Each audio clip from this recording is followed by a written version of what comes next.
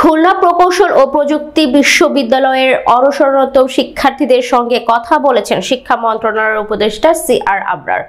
শিক্ষার্থীদের অনশন থেকে সরে আসার অনুরোধে সাড়া দেননি তারা। ভিসির পদত্যাগ না হওয়া পর্যন্ত অনশন চালিয়ে যাওয়ার ঘোষণা দিয়েছে শিক্ষার্থীরা। বুধবার সকাল 10টার দিকে শিক্ষা উপদেষ্টা কুয়েট ক্যাম্পাসে পৌঁছান। এই সময় আন্দোলনরত শিক্ষার্থীরা উপাচার্য বিরোধী স্লোগান দিতে থাকেন। পরে প্রায় 40 মিনিট অনশনরত ও অন্য শিক্ষার্থীদের সঙ্গে কথা বলেন উপদেষ্টা। উপাচার্য অধ্যাপক মোহাম্মদ মাসুদের পদত্যাগের এক দফা দাবিতে গত সোমবার বিকাল থেকে শিক্ষার্থীরা অনশন শুরু করেন। সেদিন 32 জন শিক্ষার্থী অনশন শুরু করলে ইতিমধ্যে 5 জন অসুস্থ হয়ে মেডিকেলে ভর্তি হয়েছেন। গত 18 ফেব্রুয়ারি সাধারণ শিক্ষার্থীদের সঙ্গে বহিরাগতদের সংঘর্ষের ঘটনার পর 6 দফা আন্দোলন শুরু করেন শিক্ষার্থীরা। এরপর বিশ্ববিদ্যালয়ের সিন্ডিকেট ক্যাম্পাস ও হল বন্ধ ঘোষণা করে।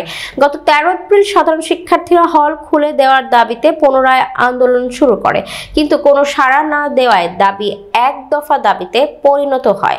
হামলার ঘটনায় কুয়েট প্রশাসনের পক্ষ থেকে করা হয়েছে। পাশাপাশি ঘটনার সঙ্গে জড়িতদের সন্দেহের 37 শিক্ষার্থীকে সাময়িক বহিষ্কার করা হয়। অন্যদিকে কুয়েট ক্যাম্পাসের বাইরে একজন বহিরাগত 22 জন শিক্ষার্থীকে নাম উল্লেখ করে একটি মামলা করে।